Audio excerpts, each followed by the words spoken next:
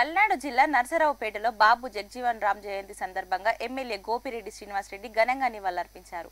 ఇందులో భాగంగా ఆయన మాట్లాడుతూ బాబు జగజీవన్ రావు ఎంతో పేరు పొందిన స్వాతంత్ర సమరయోధుడు, సంఘ సంస్కర్త, రాజకీయవేత్త అని కొనియాడారు. బాబు జగజీవన్ రావు ఆశయాలకు అనుగుణంగా నీటి యువత ముందుకు రావాలని పిలుపునిచ్చారు.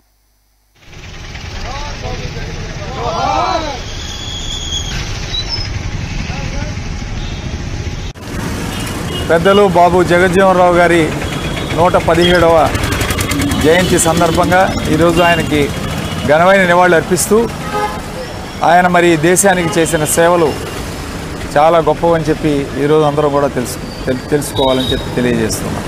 ముఖ్యంగా మొట్టమొదటి కార్మిక శాఖ మంత్రిగా చేయటం, అట్లానే తర్వాత రక్షణ మంత్రిగా చేయటం, తర్వాత వ్యవసాయ శాఖ మంత్రి, అట్లానే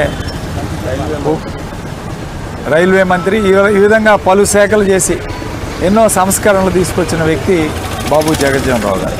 సో అలాంటి గొప్ప వ్యక్తికి ఈరోజు ఘనమైన నివాళులు అర్పిస్తున్నాం. అట్లానే బీహార్లో చిన్న గ్రామంలో జన్మించి అంచెలంచెలుగా ఎదిగి మరి భారతదేశపు ఘనమైన నివాళులు అర్పించడం చాలా సంతోషకరమైన విషయం.